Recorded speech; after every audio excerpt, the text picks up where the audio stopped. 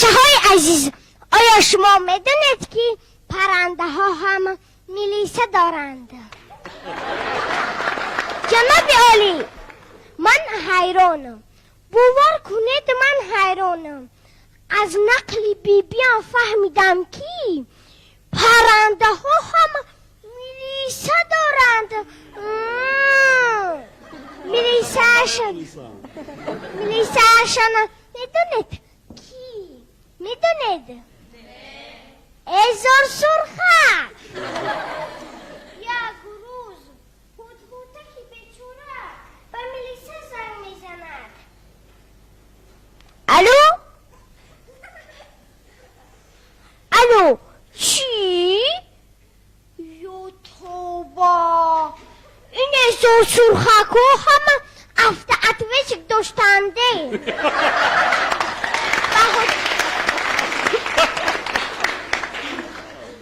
به هوتهوتک چون جواب می آید: اگر یکان کس به خانه‌تان دزدی در آمده باشد رقم 1 را زیر کنید. اگر دوستها دزدیده و گرفته باشند 2 را زیر کنید.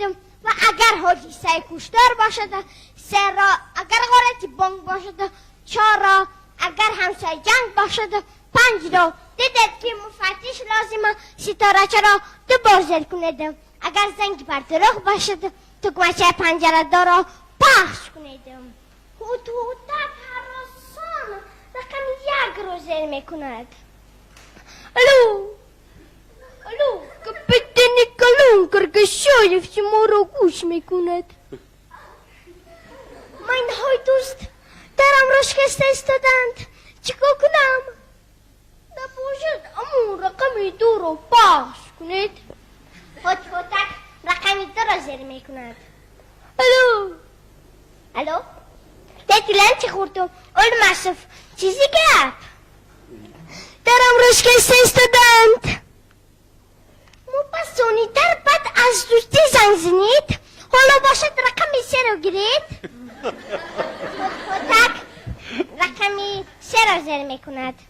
الو، ازار سرخک دیگر که رتبه معیاری داشت سراسیمه میپرسد: الو، کام بانک غرب کیسن؟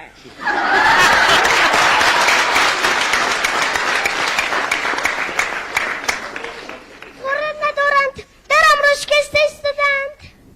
نباشه رقمی 4 بگی. هوتهوتک رقمی 4 را زیر میکند. الو، من سرجنگ خردکک در کجا همسایه جنگ؟ همسایه جنگ نیست. الان مرا چی به ستاره 4 بجیق؟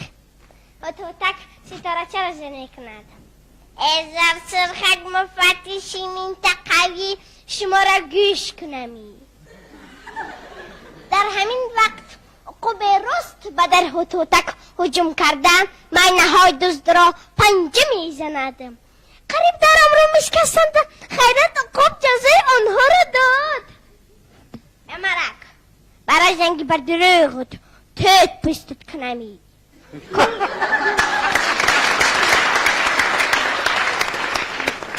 کاتک مچه پنجره دارا بیجیق کپیده تای پنجرت کنمی. خیرت هوتهوتک بقلی کرده تگمچه پنجره دارا زر نمی کند. بیبیم در همین جا قصه‌اش را به پایان رساند و در آهنیمان نظر کرده معنی دارانه تبسم کرد.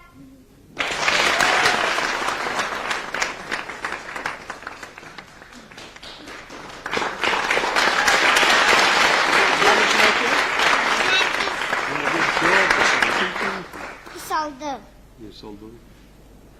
خودت هم ملیسه داری می؟